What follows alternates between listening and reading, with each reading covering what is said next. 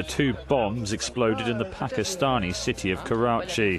Blast on a bus in Karachi. Karachi bomb blast. The first blast, suicide attack. A bomb attack. Bombings. second blast. The bomb attack comes amid peace talks.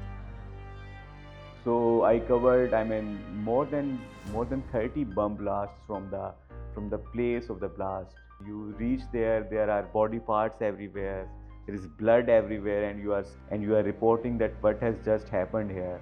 How fragile, how uncertain life is. I think we should let children speak their mind, but you should never stop their thought process. It hampers the personality development. By the time a child reaches 7th grade, there is a 95% drop in their tendency to ask questions in the class. Rashid Mehmood, thank you so much for joining us today.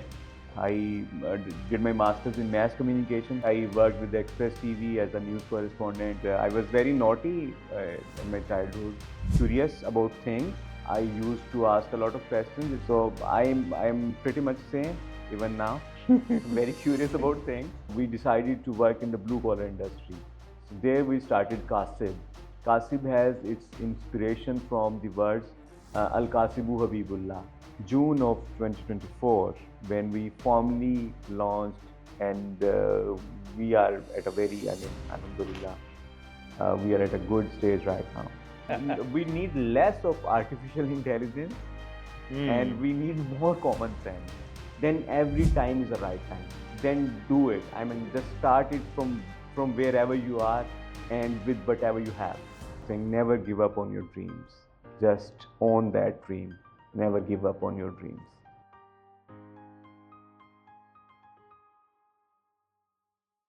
Apart from that, our team puts in a lot of heart into making these conversations happen. Your like, subscribe, and share would mean the world to us, as it will help us bringing in more valuable conversations like these. Thank you for your support.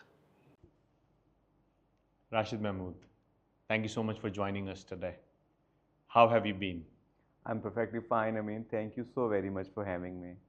And just to start the conversation, right? So it's going to be a very candid conversation.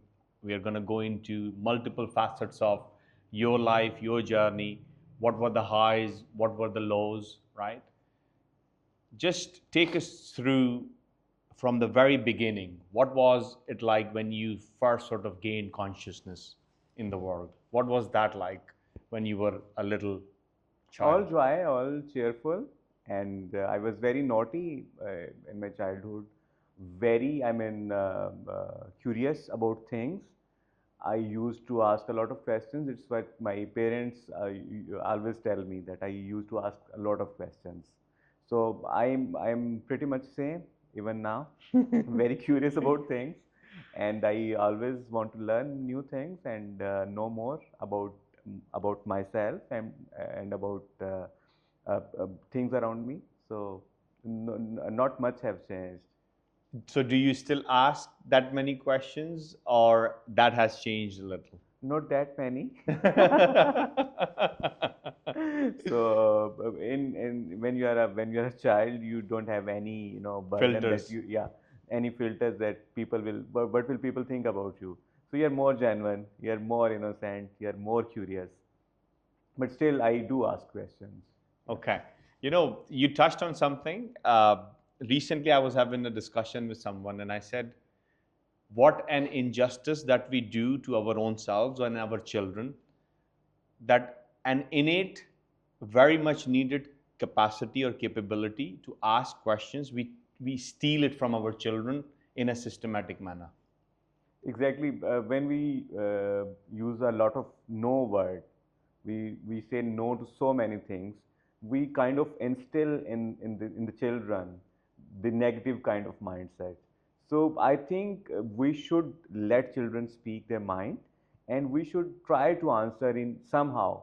If they are asking something which is irrelevant, or we don't know about something, we can tell them that we will come up with it later, or we can channelize them. If that this question is not right for you at the moment, we'll come up later. We'll talk about this later. But you should never snub somebody, especially children. because I believe that the thought process of children is like they are continuously thinking and they are uttering that, they are speaking about that. So if you kind of stop them to ask question, if you I mean snub them, you kind of stop their thought process. So it hampers the personality development. Big time, yeah. big time. And very intelligent thought process that you just shared with us. I think if I don't butcher it, there was a study that I was going through that for every 50 yes a child gets, there are 500 no's. That's a lot. That's a very big deficit. So you're dead right that how we are actually indirectly telling them that you can't be a leader. Yeah. Because every single time you get a no, you are giving them the affirmation that whatever your originality is, it's not good enough. There are things you have to say no, and you have to teach them how to say no about certain things. But the thing is that no should not be, I mean, the reason should not be that you are saying no because you were being inconvenient or insecure, or you were too occupied, Or you were just like not because I said so. Yeah, you were not mindful enough, you were not present in the moment, and you said no to everything and anything. That should not be the reason. If you're saying no for something, there should be a reason behind that. Beautiful, beautiful. And it's how you teach them logical thinking, reasoning. Yeah. So if you are saying no to a kid for a toy maybe, and you can tell the kid that you don't need it right now, or it is not value for money. Yeah. So you are kind of, I mean, you are teaching them financial literacy from the childhood. That what is value for money. Let them think over it. So don't say no just for the sake of your convenience, because you are in a bad mood or you don't want to talk about it. You say no. So you are basically trying them, you are asking them to stop their thought process. So it's a big no. Reasoning with the no, right? Now having two kids, so I have learned these things along the line. I mean, while parenting, so I kind of realized that how parenting used to be when I was a kid, and what differently I need to do. I mean, when I want to raise my kids. I mean, how I want to see them when they are grown up. So I have to do something differently. So I have learned these things along the way. So you are updating your reference model. Yeah. And you're not just blindly copying what you got, but rather you are customizing it for your children based off the environment. And I mean, let me tell you, this is a mistake most of the parents do. They try to, I mean, replicate all that parenting model and under which they were grown or raised up. They try to just I mean replicate that. When I was a kid, my parents used to treat me like this. Now, this is a different word. Absolutely. That was a different word. Those were different times. You need to upgrade yourself, and you need to learn that how should be parenting in this time, in this era, and according to the needs of today's kids and children. So yes. Just this thought, if we were to apply that to the education system, or we talk about the world is very different now, and it's rapidly gonna keep on changing.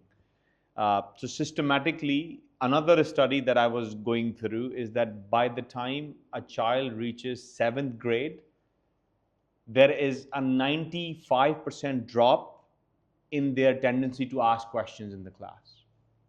Can you imagine? And how I plug that into my thought process, Rashid, is the only way you can refine your thoughts. So original thoughts are amazing, but as you are evolving in life, you must have a space to refine your thoughts. So you don't think that you are end all and be all, right? So for that humility aspect, you need to have safe space where you have the tendency to ask questions. Now, can you imagine by the time you get to the 7th grade, because of the education system and the way the world is set up, children, 95% of their tendency has been taken away. And then when they grow old to be difficult, when they grow old to be egotistical, self-centered, and then we wonder that what the heck is happening, right? And then we wonder that why we are not having more problem solvers. Yeah, and then we wonder that how critically somebody can think about it. So you just ignited those thought processes with that one beautiful statement that you made. So as you were growing up, you were curious, you were asking a lot of questions, and they were, by the looks of it now, and we would love to hear how that panned out, you were allowed to be yourself, right? I was rebel enough to be myself. You were rebel enough. Yeah. Okay. And your parents supported that particular growth element for you? Kind of. They had to because I was very stubborn. I see. Yeah. So you had to fight your way in, right? Yeah. And do you have any siblings? Yeah, I was the eldest one. I am the eldest one amongst brothers. We have four. I have an elder sister and I have two brothers who are younger than me. So amongst brothers, I was the eldest. Yeah. So you're number two in the family. Yeah. And what was your relationship like with your sister? Like it is in our household. Sometimes it's a love-hate relationship. Yeah. We are fighting sometimes, and we are very caring for each other. Yeah. So we are four as well. So in our family, so I'm the eldest as well, and then I have a sister. So it's like it's a pair here, and then we have 8 years in between, and then we have another. So I have a brother and then a sister, and they both have the same age gap as both of us have. You know, the first two. So love-hate relationship, most definitely when we were growing up. So it's, in your case, 2 versus 2. Yeah, it's 2 versus 2, Yeah. and there is a big void as to. So recently, I was reading this somewhere that no one sibling in your family will encounter the same parent. Exactly. So the parents that I experienced were completely They different. evolve, they change, They learn. evolve, they change, right? So in your case, obviously that was the second go for your parents. So do you think just because you had someone before you that you had that window to just penetrate your way in and be stubborn? Do you think from a parenting style that makes a difference? As all the kids, they experience different version of parents. All pregnancies are different and all kids are different. I am very different from my sister. So she is a very, less talkative, introvert kind of person. I was the opposite. I was very talkative. I was very social. I loved meeting new people, making new friends and all. So I was very different than her. So for my parents, it was learning parenting again, how to handle me. Yeah. Because I was always away from home with friends and I was very social kind of person. So yes, it was different for them and it was very different for me as well. And what about your other 2 brothers? Yes, they are brothers and they are younger than me and somehow they aspire me and they are very respectful and they are very good human being on their own. But yes, they are very, they like to follow my path. Whatever I'm doing, they do They take appreciate- inspiration yeah, from they, it, they right? do take inspiration and it is an added burden sometimes that I need to do right things. Yes. Because I have to set an example for the younger ones. That's so yeah. powerful. Yes, and I think it's a beautiful thing about our culture, which you won't find in many other cultures, right? That from a very young age, if you have younger siblings, that You feel that kind of responsibility. leadership, right? That I need Exactly. to set an example, lead with an example. So, what did your parents do? What was their sort of basic source of engagement and earning? My mother was a homemaker. She was a housewife. She still is. And my father was he was in a government job. Okay. So. What did yes, he do? He was a lab technician. Interesting. And what about your siblings? My elder sister, she is pursuing her PhD in linguistics. Interesting. Yeah, she did her master's in English literature and then MPhil in linguistics, and now she is pursuing her PhD in linguistics. So then it's me and my younger brother. He's a chartered accountant and he's into entrepreneurship. He's doing his own stuff. He's into trading as well, PSX and crypto and stuff like that. And my eldest brother, he's a lawyer. So he's practicing law in high court. Ah, interesting. So very diverse sort of like Yeah. fields. So the youngest one is a lawyer, Yeah, he's a lawyer. right? Then you have accountant. So the lawyer is in the family, the accountant is in the family, the PhD and the linguistic expert. So what was your journey like then? How was it like? So from schooling to what did you get up to? After schooling, I mean, after graduation, when I was at a point where I had to opt a master's degree, there were several options. There was MBA and there was IT and all. But you know, from the very beginning, from childhood, I have been a student of life and communication. I always wanted to talk about life and communication. So, and I was very, I mean, mesmerized with the idea of communication. So I pursued that path. I did my master's in mass communication from Punjab University with specialization in electronic media. After that, I worked with the Express TV as a news correspondent, and for a short time, I did some sort of work with the agency France Press (AFP). Interesting. So after that, I joined Navy as a public relations officer. I did serve for good 12 years. So it is my journey. So that's a very interesting journey. So if we hone in a little, so you finish your school, you do your undergrad. Where do you do your undergrad from? From the city where we were born and raised, it is a small town near Lahore. It is Shekhopura. Okay, So, okay. so I did my graduation undergrad there, and then I joined Punjab University for mass communication. And what was it like that particular time period when? Because I want to sort of get your thoughts on. So how long ago was that? We don't want to reveal, you know, like the details and the age. But how long ago was that? When I started university, Yeah, when you were in the university in Punjab it University. was 2009. Okay. Yeah. So when you were in Punjab University versus today Punjab University, anything has changed? Do you think significantly? I don't think a lot has changed. 2008-9 was my Okay. year of Been in the yeah. university. So what was that life experience? So what, like, how did you how do you recall that particular phase of your life being a university student? What were the things that used to excite you every day to pull through with this sort of like, you know, the certification or the course that you were doing?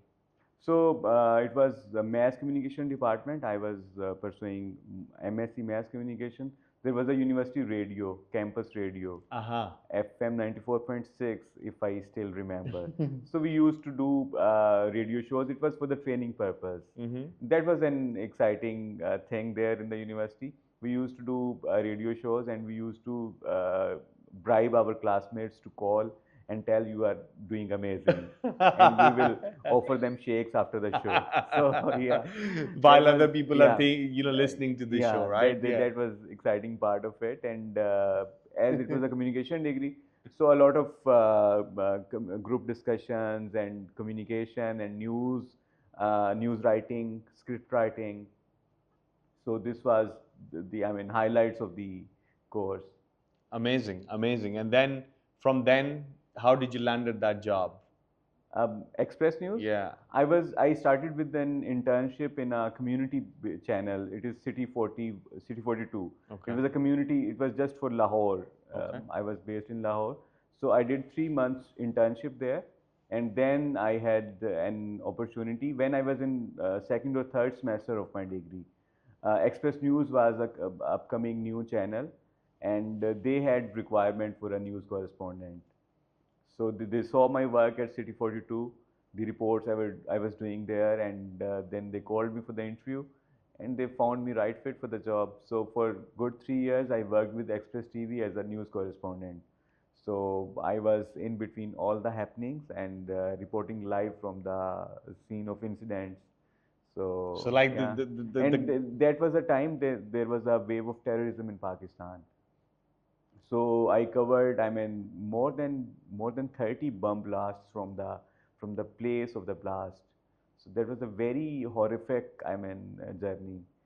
Reporting live from the place of incident where it was a bomb blast just a couple of minutes ago sometimes.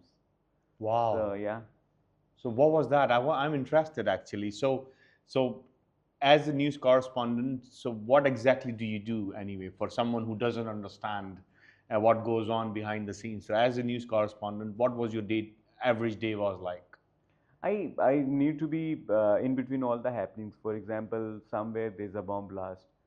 I I used to rush to the place where, I mean, all other people are rushing away from that place, and I'm trying to Rushing in. Yeah, rushing in, just to report the incident. That what actually happened there, and how many casualties are there. Uh, I, it was just like that. Must have been very Disturbing at times. Yeah, that's what I mean. And that particular element, right? That how did you cope with all of that?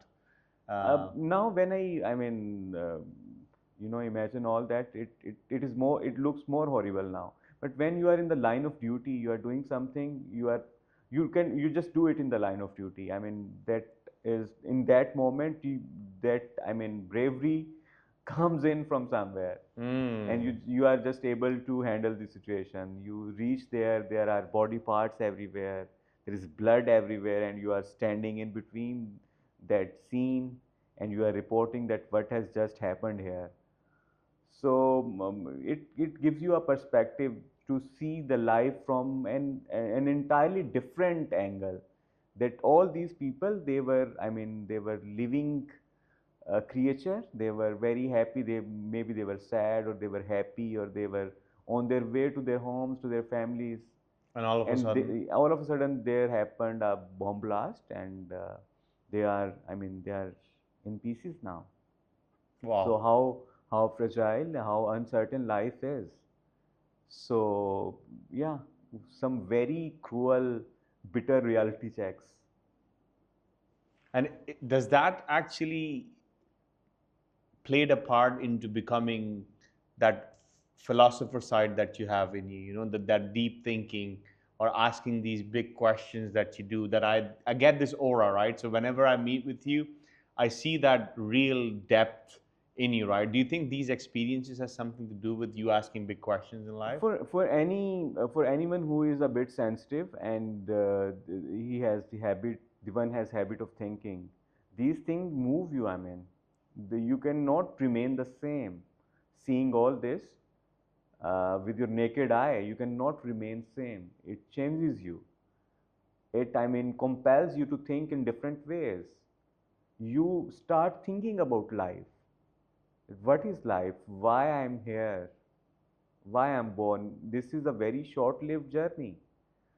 So it is so delicate and fragile. It can end any time, just like that, without knowing that why someone is blasting you, why someone is killing you. It can end just like that. So for the time which you have, what should be your priorities? So yes, it moves you. It, I mean, changes you in so many ways. I often wonder, do we need to experience these harsh realities to start thinking about our purpose of our existence, or like what part is it that we need to be playing in our short span of time that we are here on this planet? Or can this be taught? Or what do you think people need to do to actually get to the level without having to see those body parts scattered all over the floor, right? What do you think? Is there a sort of like a framework or a system that I mean, it's a very interesting question, but let me tell you that we are in an examination hall, and everybody has a different question paper. So there is no one fit for all kind of thing. The experiences I have gone through, maybe if those things happen to some other person, the same things will shape that person differently. So it's your Deep. journey, and it's your responsibility to navigate your journey, that where you want to go, from where have you come, and where you want to go from here. So it's your journey. But in the light of that missing critical thinking, or logical thinking that we were talking about, that if we in our upbringing, because it's all cause and effect, right?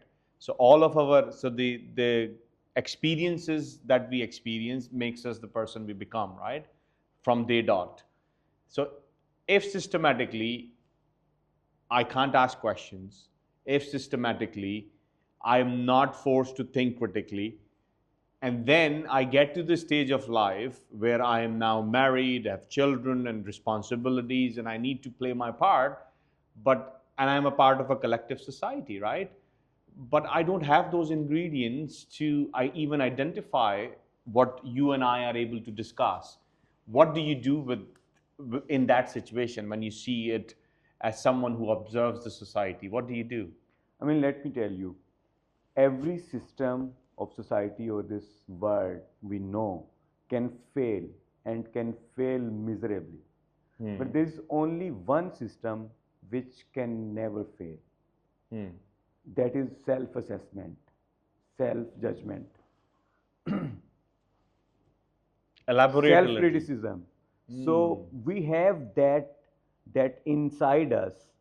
We have that barometer or that system inbuilt within us, which can which can be our North Star.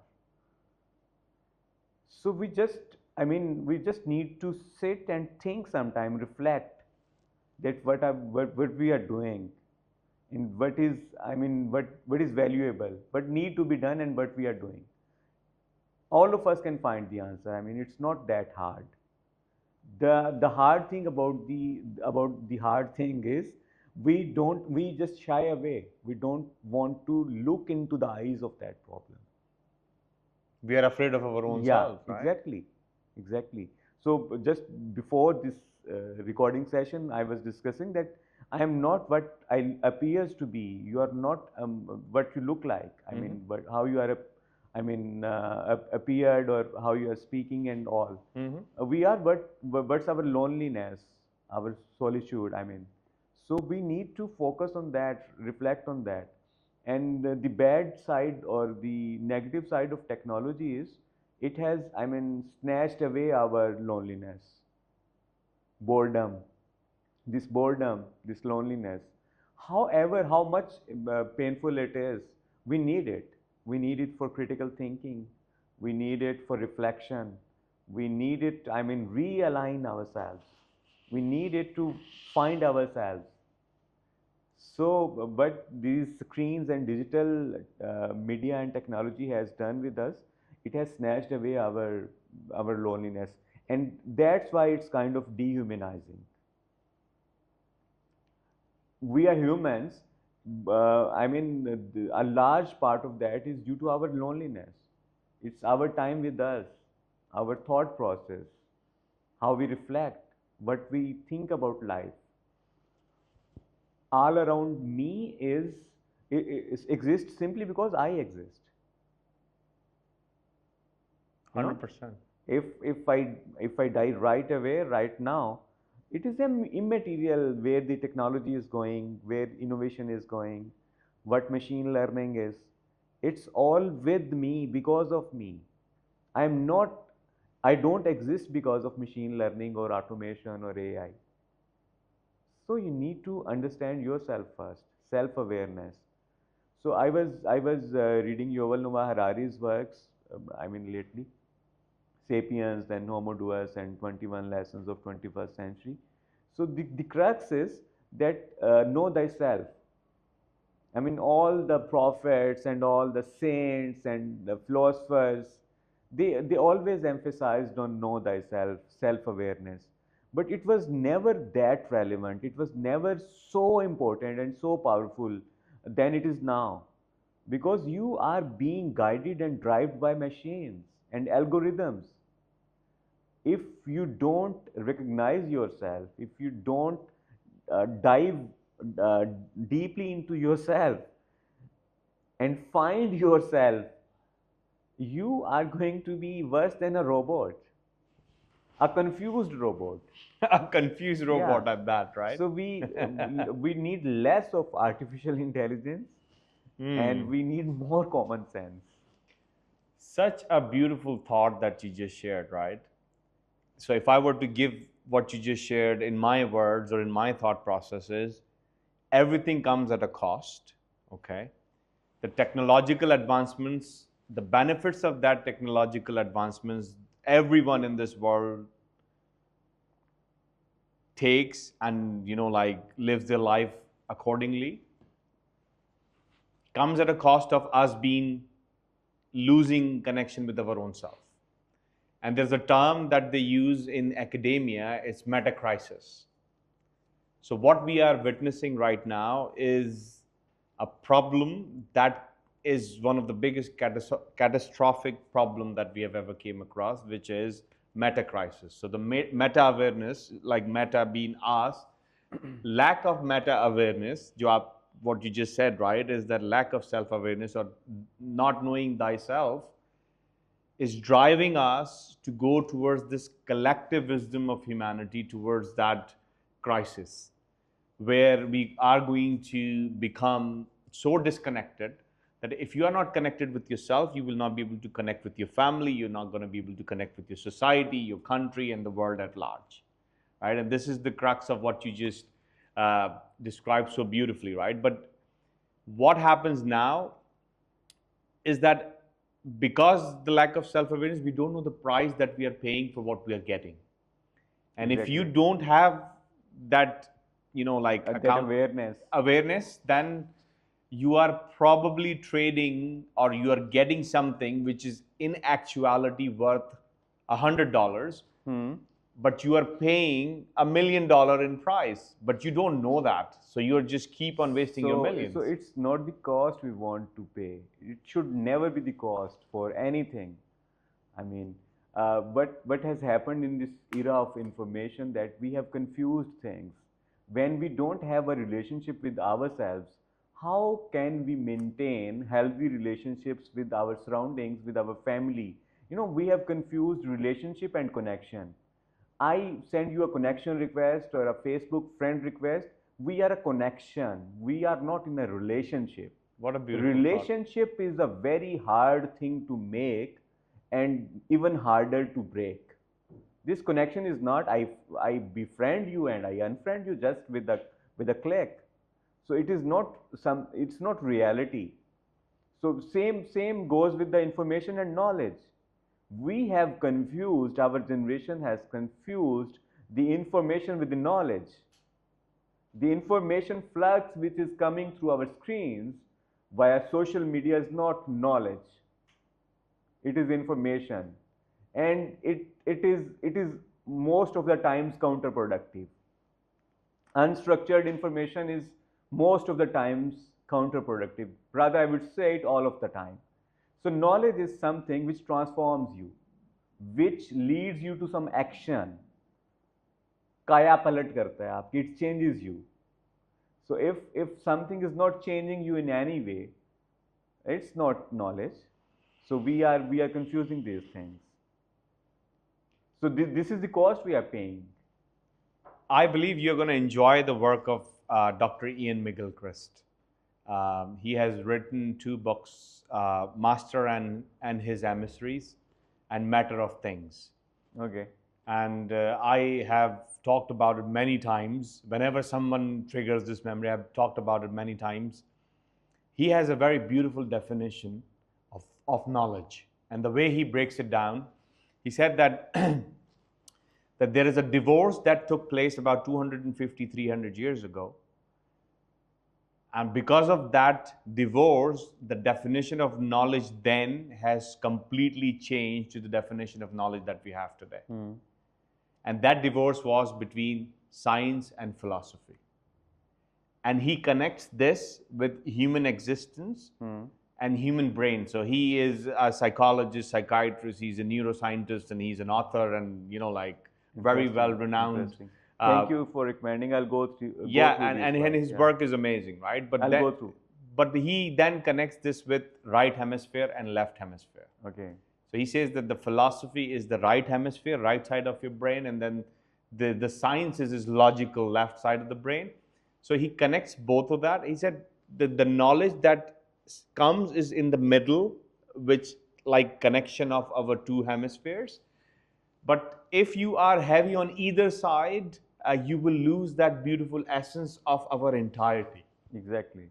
right? So that's the crux of what he explains, and this is where the meta crisis. Then he goes on and he talks about it, right? Interesting. So such a beautiful thought process that you're talking about exactly the same thing in that light, that today we think information is knowledge. Huge difference. Exactly. Huge difference. Maybe these are opposite to each other. Yeah, and I think Just like we confuse love and lust. They are entirely opposite. absolutely right. And I think these intelligent conversations are a very rare thing. So now you go through that journalism experience. What happens next? So what makes you say that, okay, enough of me just running to the field and covering all of these atrocities of life? What was that changing moment in your life? This opportunity came where Pakistan Navy needed public relation officers. So I was the one amongst the selected. So I served for like good 12 years as a commissioned officer, as a public relations officer for Pakistan Navy. So where I was responsible for, I mean, the media handling and image building and perception management kind of stuff for Navy. So what was that experience like? So actually, so again, I don't know how the system works, right? So I'm personally very curious right now that what is the procedure like? So from the moment you saw an ad, where did you see that, right? Or how did you happen to hear about it? And what was that procedure like? If you'd be so kind to just bring us through that journey. So basically, there are two, I mean, intake methods into armed forces. One is long service, where you come after intermediate, and you go through our 2 years long training, and then you, I mean, graduate from academy, and then you serve from there. And one is you come from a graduate course, short service commission, you say that. So Okay. you have done your graduation, Okay. your masters, and you I mean, you are inducted in a specific branch. Okay. Yeah. So it is how I got inducted in Navy, and So I did you was have to do like the physical training part? the training part was there, but for shorter period of time. We undergo 6 months of training Okay. in the academy, and then we start our jobs. So what are those training pillars in 6 months you go through? Mostly physical. It's all physical? Yeah, mostly. Yeah? But other, I mean, seamanship and other attributes about Navy and how the Navy works. So you So, got to learn all of that Yeah. as well? And what about swimming? It was there. Yeah. Yeah? Yeah? Sea survival and swimming. It was part of the training. Okay, so you went through all of that. Yeah. Did that change you from before and after? Like, was there like a switch? Like, oh my God, now I didn't know such things existed, and now I have more discipline? Or what were the changing sort of, so the life before? So the question that I have had, and I'm going to now plug that question in, life before your journalism career, right? Or Rashid before journalism, then post journalism, and then joining the army or going through that Navy training. What changes have you ever retrospected on that? That what was those changes that you went through as a person? I mean, all the experiences you go through, they change you, they shape you. The Navy thing, the training thing, it pushes your limits. I never knew that I can run for 16 kilometers. 16 kilometers, I mean, I never thought of it. So I did there in the academy during the training. So I mean, that gives you a kind of confidence that nothing is impossible. You know, a man is a very complex machine. You don't even know what are you capable of doing unless and until your boundaries and your limits are pushed. So this was the crux of that training. Only this morning in the car, I was having this discussion, and it supports what you just said, right? That you don't even know what you're capable of or what resides within you, right? That there is a saying that's coming to mind, is that you are an ocean in a drop, not a drop In an ocean, in an yeah. ocean, right? So there is an experiment psychologists carried out. I believe it was Harvard. They took took a rat or a mouse, right, and they put it into a little tank, water tank, and now it's just trying to survive. And now it's just like swimming and swimming and swimming.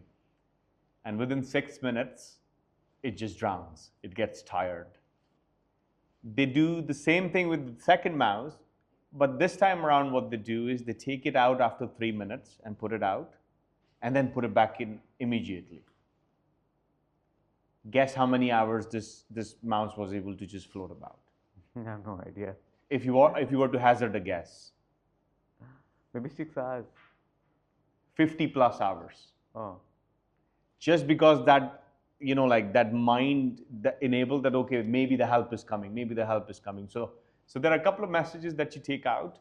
There is hope. If you have actually been given a support, your brain is now activated to see that, okay, this is a possibility. So it goes back to support your narrative that every experience you go through, it tells you that, oh my God, I didn't even know that I'm capable of, right? And then when you have these intrinsic internal substance, I call this substance, right? So when you have that substance, that you have won all of these battles, then you become intrinsically confident, not extrinsic confident. So this day and age, that's one of the biggest problems, that nobody wants to work on the substance.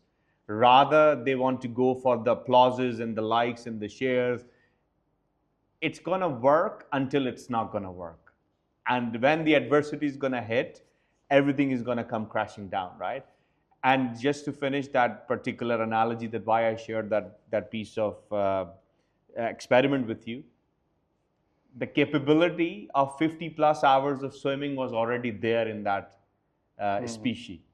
Exactly. But it didn't know how to call for it. It didn't know how to tap in.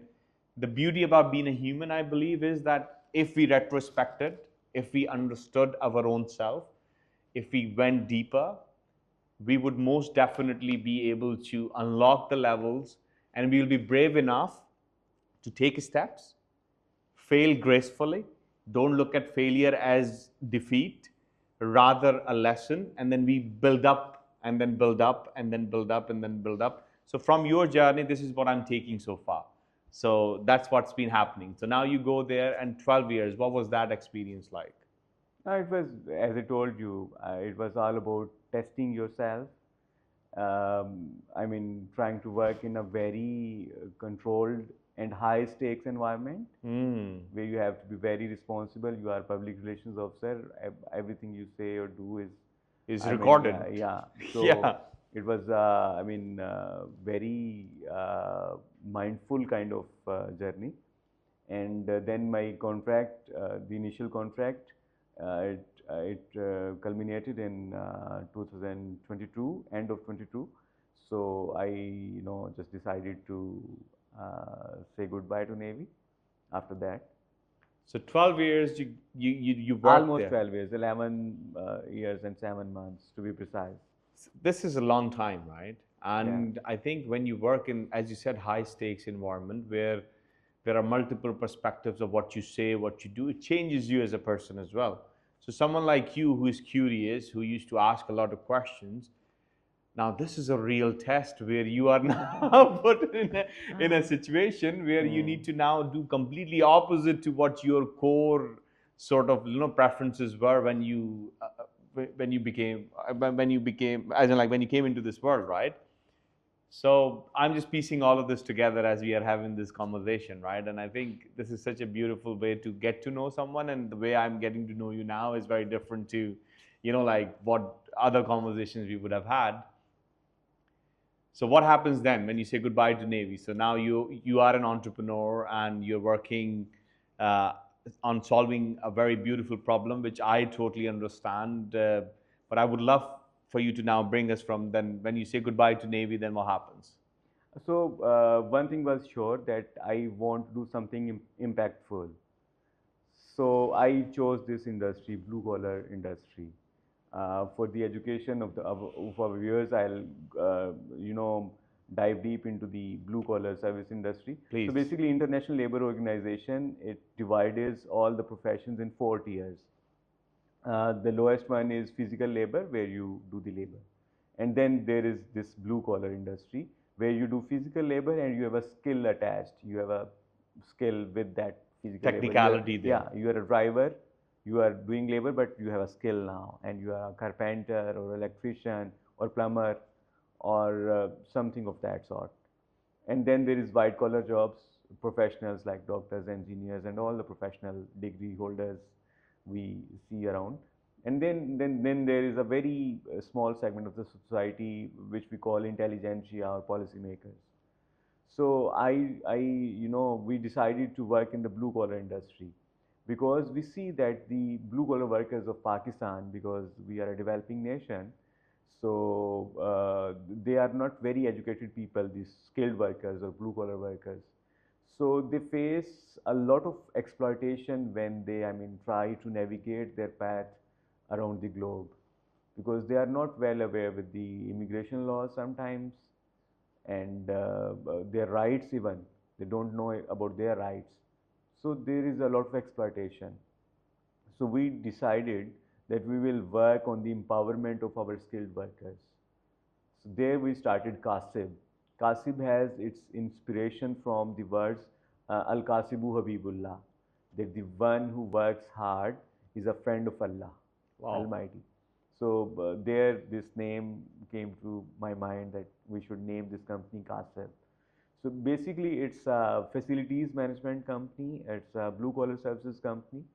So basically we provide trainings and certifications to skilled workers of Pakistan, and we sell their services to corporate sector and retail sector as well.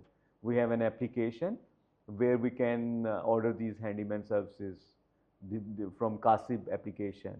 And then we have this B2B segment where we offer these services to corporates, to banks and all kind of MNCs and corporates and enterprises.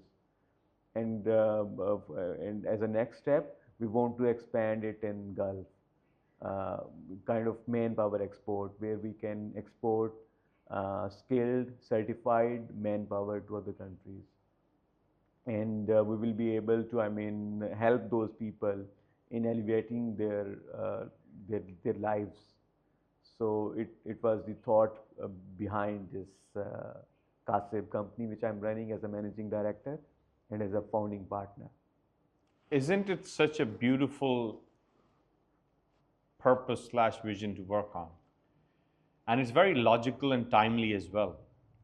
You know, one of the biggest advantages that Pakistan has is the population, right? Exactly. So the talent that we have, right? And just there the other day, I had a guest. I was speaking with them. Now they're running an international sort of like a view now, but they have 5,500 employees in Pakistan. So they have built a very sort of like a robust company in the last 7-8 years of their journey. And now when they are working internationally, so he's now based out of the United States, but he said the exact same thing, that having now gone there for over a year, engaging with different sort of like countries, everybody knows that Pakistan has this distinct advantage to upskill our people on a level where they know their rights, where they can actually deliver reasonable customer service, exceptional customer service if you ask me, but even reasonable will be accepted. And then when you look at the world around us, you prepare them, you send them out, right?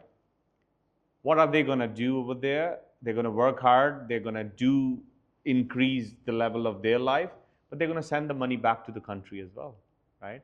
So this loop, what I see with the work that Kasib, a lot of social mobility. There is a lot of social mobility, and there is a lot of empowerment, remittance as well. Yeah, remittances, empowerment.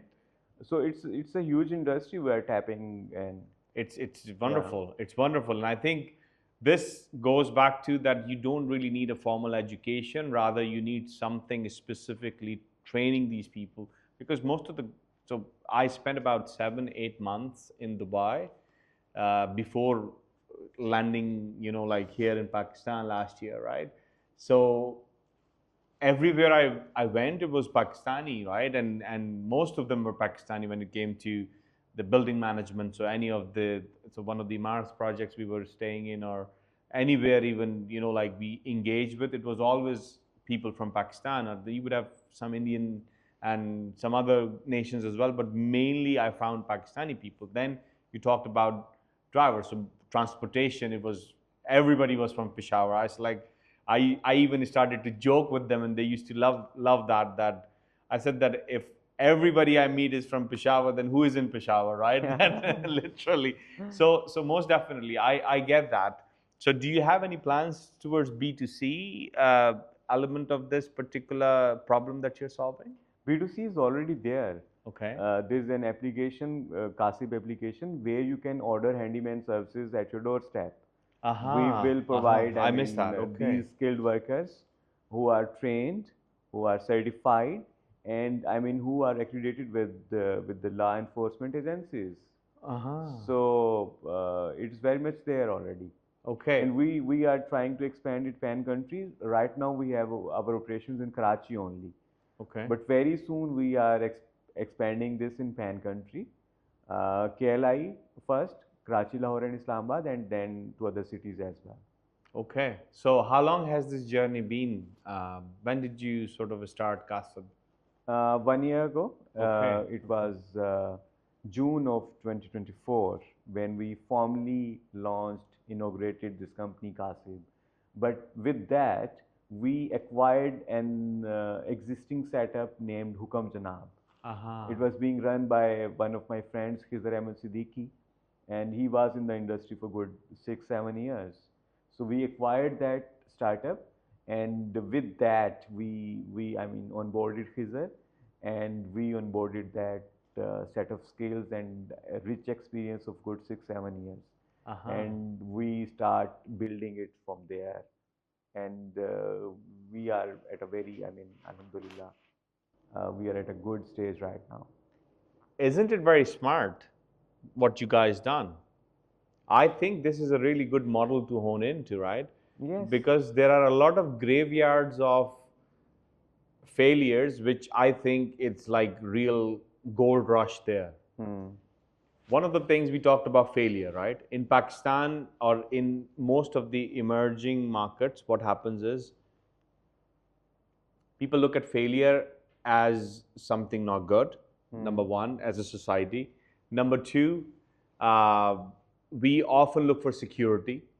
So because that security element is keep on nagging in our head, so even somebody jumps and becomes a founder, what happens is that if they are not able to make that economic sense real quick in their journey, they are forced to quit and go and do something else, right? Now, in developed markets, a failed entrepreneur, a failed founder, do you know what they call them? Experienced founder. You won't have that narrative here. So and I'm not saying that Khizr had that story, but even if you tap into it, that someone who has spent 6-7 years working on a specific problem, and somehow if you can come to that communication element and make that engagement, you not only would have validated / helped that individual who has built to that extent, you onboard them, you bring them along, and then you just build up from there. So it's like time capsule thing that exactly our team talks about, that you just literally did that with the Kasib's story. So it's the beauty of team building and synergy. If we started from scratch, we'll take 4-5 years to reach at that point. And if we start with someone who already has that experience of 4-5-6 years, we will be at that level from the very first day. So in a you year, don't have to reinvent the wheel every time. You have the wheel, you need to build it from there. Isn't it so beautiful? So how many times have you pivoted in the last 12 months of starting this journey? Like, so you thought that this hypothesis is going to work, or what we are about to do, it's going to work, and then your team realize, oh, it's not going to work, let's go back and do it differently. So have you experienced those events yet? Not a lot. Actually, when it comes to B2C, Sometimes it's very challenging logistically. It's a logistical nightmare. Sending people to somebody else's premises, and then there are some sort of professionalism and ethical issues that people always try to bypass the platform, Kasib, and they would like to Engage with the guy directly. Engage directly with the guy, unknowing that how much hazardous it can be. And for the workers, they don't know that against that kind of percentage which the company is taking from them, what value they are giving them. They are providing them trainings and certifications and a whole, I mean, sports system, ecosystem they are providing them. So yes, it was a challenging part. Then we had to focus more on B2B part, where we can have more control.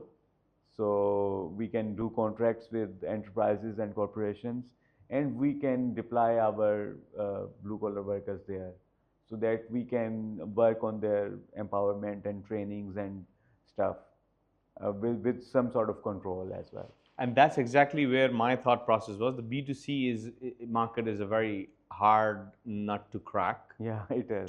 To make unit economic sense, and not only that, educating audience, because our audience is not really educated. That fundamental thing is to just cut corners and not really seeing the value that's bringing. We just want something, you know, like at the minimal cost and smart ways. It's just probably in our DNA. So it makes a lot more sense for you guys to focus on, you know, like that B2B element, because you can make unit economic sense to keep the operations going and develop that proposition into other regions to export, right? That's just so important. And I think if we truly understand on an entrepreneurial and economy level, people like customers, average customers, they do injustice to themselves. So, you know, recently Kareem shut down, right? Yeah. Or gonna stop their operations. A while back, somebody told me what the drivers were doing, how they were canceling the ride and how they were just trying to save that commission that they had to pay Kareem. And Bikea faced the similar challenges, right? And the very first thought in my mind at that time when I heard it is that this platform is not going to work here. Because ultimately, in order for you to do the land grab, which is needed, so in terms of bringing all the users on the platform, you have to invest a lot of money, right, to acquire the customers. So the CAC per se, right, cost of acquiring the customers. Once you have done this, now you want to make sure that your lifetime value of the customers is going to go up, right? So now those people are coming back to your platform, but because of that dishonesty piece and the people who have this livelihood and an option to wake up whenever and go and make living, they are now cutting corners by finding ways to bypass the transaction on the platform.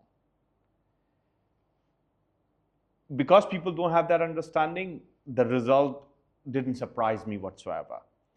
So when you are trying to solve a problem, you need to understand and empathize with the audience you're solving a problem for. I do not move past it, especially now in Pakistan, having gone through hundreds of founders and people who want to just fetch sun, moons, and the stars, right? I do not go past if somebody doesn't have the understanding or empathizing nature or empathy that is required for you to build a solution for your audience. Because if you don't have that, if you don't understand what they think, what motivates them, what are their fears, what are their aspirations, what are their challenges, if you truly don't, as a scientist, literally I enforce it, as a scientist, if you're not going to go in, what you're building is going to be literally on the wooden pillars, and you're not going to sustain the building, you know, tall enough. So when you said this, that the B2C, it just triggered my mind that it's a very wide problem. It's something that is like very wide. What do you think about that in particular light, what I just shared? Yes, it is. I mean, without knowing that if you minus the platform, it is going to hamper your safety and security as a user, and it is going to hamper in the end your job security as a worker in the end. So, I mean, you are just trying to X your foot. And you are doing again, you're doing disservice to your nation, you're doing your disservice to your country, right? Because the economic machine calls for, so the basics of economic machine is what? Transaction. If the transaction is not taking place with honesty, the economic machine is not going to run. When the economic machine is not going to run, you're not going to have productivity growth, right? So when there is no productivity growth, You are not going to have the dividends. and you're not going to be able to compete with the world where Exactly. you are a part of the world, right? And ultimately you're a country, right? So recently I was speaking to someone, and I talked about, the passport index just got recently launched, or 2025, right? And Ireland is the most sort of like, top number one passport in the world, right? And then when I looked at Pakistan, right, it's like, I think, third bottom up, right? So these indexes determines not just the value of the passport that anybody can come say, no, it's the society at large, right? So like with me, I have two extremes as well, right? So I haven't spent more of my life now in Ireland, and then coming from Pakistan, I'm experiencing the two ends of the equation, right? So I was having this same conversation that the self-policing element is driven from how we structure our society, Exactly. right? So we should be able to find ways to communicate with one another or educate one another that, hey, maybe it's benefiting you in a short term, but the part of the ship that you are, if that sinks, no matter how beautiful your cabin is, right, you are gonna go down with that ship, right? So this is exactly what your point was, that not only you're axing yourself by exposing yourself to the possible dangers, the user is not going to have that platform that somebody worked really hard, spent their lifetimes learning into building that, then financials and all of that, only for them to just be like, and then we say, oh, why are we not progressing the way we need to progress, right? So I wanted to just sort of, it's not a rant, rather it's my primary learnings after having spent number of months here now, that I'm learning more and more about, yeah, You summed it up beautifully. I mean, thank you so very much. so It was a relief. it was really for me, right? But I think, do you think the aspiring founders, young especially founders, do you think we can somehow get their attention or earn the right to share what you would have learned or what I'm talking about in a systematic manner, so they don't reinvent the wheel, as you said, and just build up from all the learnings? Do you think there is a possibility? Yes, the possibility is very much there, and you are doing great. I mean, to contribute in that possibility by creating this space of healthy conversations and spreading these ideas. Yes, we should do that. And you're also actually playing a part. So now the Yeah. next part that I want to bring us to, right, is that you have your own podcast as well. How is Yes, that I going for very you? recently started that, and the title of the podcast is Live with Purpose. So it's self-explanatory, says it all.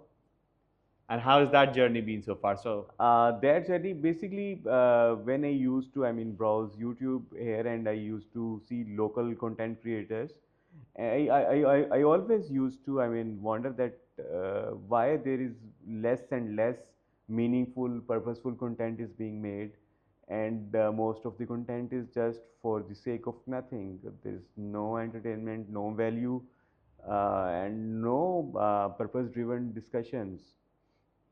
So then I decided to start this platform, and the 1 point agenda of this platform was to, I mean, give, to appreciate our role models who have contributed more and taken less from the life, from the society, who are contributing towards the society. can you say this part again, because that was like music to my ear? Who have taken less from life and contributed more towards it. who are contributing towards society in any walk of life, be it art, culture, music, health, entrepreneurship, education, any walk of life. If you have some sort of contribution towards life, towards society, towards nation, towards humanity, you are my guest, and I would love to host you. And it's how we want to do role modeling for our youth, that you can become like this as well. You can aspire for more. There is not just, I mean, TikTok dancing and stuff. There's more to it. There's more to life. So this was the single, I mean, one point agenda of starting this platform. I'm so glad and more power to you that you did it, honestly. And I really want your initiative to be a success because two things you triggered in that beautiful speech. Number one, Confucius used to say, a person who plants the seed knowing that they will not benefit from the shade of the tree has truly understood the meaning of life. Exactly. Yeah. So, what you just touched on is that people who take less and give more truly set the stage for the rest to just benefit from. And if they are appreciated on a platform that you have created, is very much needed. And that brings to my second thought is that if people like you or people who are, and I have amazing conversations behind closed doors, and my very first agenda is to bring those people and to be comfortable in front of the camera or use this medium is because times have changed.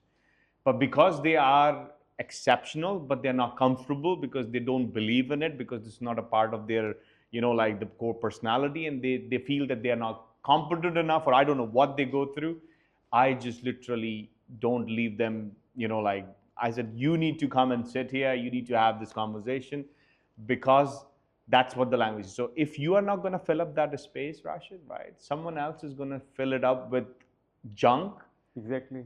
So it becomes a responsibility. Yes, it is. Right? So I look at it this way, right? So a lot of people would think that, oh my God, the podcast and how many things. Man, this is the language, this is what our youth consumes. If we are not able to just understand, empathize with them, and then give them what they need to look at and don't do these things, I think we need hundreds of those people who do this, purpose, why, entrepreneurship, whatever speaks to you, your soul, your unique soul print. Just go out there, do it, and do it in a way that world sees it as a quality. You just reflect everything about you, that who you are. You don't half-ass anything. Do it with the conviction. You just go in there and you will see the asymmetrical returns that this universe is going to give you from those that beautiful energy that you're going to put out there. So more power to you. That and I have seen some snippets, but I have intentions to go through all the episodes to give you the support, and then like just bounce back ideas and share that how we can support each other's journey, because that's the only way to actually build something meaningful. So thank you for starting that. I really Thank you so very much. I felt that responsibility, and somehow I started that. And the one more thing about that journey, it took a lot of time for me to start that, because and I just want to share that journey and that thought here with your audience. Please. Because somehow I was waiting for the right kind of moment, right kind of guests, right kind of studio settings, right team. Excuse me, and it took a lot of my time. So my point here is, if you are trying to do something and you know from the bottom of your heart that what you are trying to do is right thing to do, then every time is the right time. Then do it. I mean, just start it from wherever you are and with whatever you have. Powerful. So it was learning from this journey of starting my own podcast. So it's a very humble beginning. I started with literally with no team, nothing at all. I mean, I just started it by just renting somebody's space, and I just started. So this setup that you see, we did exactly the same thing. So Yeah. I land here in Pakistan. I don't know nothing. I find this basement studio. So the first few episodes you will see, this studio is in the basement. It was convenient for the guests who I was targeting. We just started. There was no team, nothing. And that's what I call being in a founder mode, Exactly. right? And this is exactly what we work on. The very first fundamental thing that I believe in entrepreneurial startup space is a switch from a manager mode to a founder mode. By default, ever since we open our eyes, we are taught to be managers. Our education system is that way. Society is designed that way. You talk about corporate world is designed this way. So all your experiences and reference models that you have is for you to have the perfect conditions before you can take a step. What you did was a founder would do. You believe in something, you are clear about it, you're just going to do. Your first version is always going to be shit, right? And it's supposed to be something that you look back and you say, oh, I have came miles and miles away, right? So a lot of the things that you're going to experience even after the conversation, right? It was never a part of our entire experience, but it's all boils down to the vision that yes, I wanted to start this, but it was all about the guest. It was all about the guest. And this is exactly where, if I were to put it really, really simply, I wanted to get these people out who will not do it for themselves, but I wanted to position them in a way that I do something that I really believe that they should do. And you are doing great. You know, doing amazing. But that why clarity brings us to where we are like, okay, somebody comes in here, we give them the experience, they walk away from with the experience, and that's going to have its multiplier effect, right? So that's what we are doing. But again, you are going to just keep on getting it better. And the second thing that I really, really like about what you have done, Rashid, is you didn't leave your education or your experiences and you're bringing it now in a purposeful manner. So you're connecting the dots. Yeah, exactly. I'm just trying to do that. So you're connecting the dots, and that's a very beautiful way to live life, right? That all of your experiences that formed you to become a person, what you really loved, what you really liked, now you are connecting those dots and living that life with a great conviction. So more power to you. Thank you. This is all, so that was my 2 cents on your journey, so fair play to you. So any key message that you want to give to the youth, to entrepreneurs, people who want to, play their part to make this world a better place? So one message is know thyself. This life is beautiful when you know your purpose, when you know your why, and you are just trying to, drive yourself with that why. This life is beautiful. So yes, and be a firm believer of lifelong learning. Never, and one last thing, never give up on your dreams. Never. The dream you have, you are the only one who has the potential to fulfill that dream. That's why that dream is given to you. Just own that dream. Never give up on your dreams. Isn't it beautiful? So the last guest we had, and this is the tradition, and you've done it so beautifully, we asked them, what are the 3 things? And here is a matching thoughts. They said that the 3 things they said, what you just said, self-awareness. The second thing they said is don't overcomplicate things. Life is as is complicated. Simplify stuff. And the third piece that they talked about is that stay with the trend or keep up. So you quoted Nietzsche just there before the conversation. What did you say? That if the why is? If a man knows his why, he will be here almost anyhow. And that's exactly what they said, that you keep up, just be clear about your why, but how will keep on be evolving. And that's a beautiful, message to end this conversation on. Rashid, has been a phenomenal sort of like a time that I spent and gotten to know you. And I think there is an enormous amount of value our audience is going to take out of this conversation. So thank you for your generosity. Same up here. Thank you so very much for having me and being able to dive deep into ourselves and I mean having this conversation. Thank you so very much.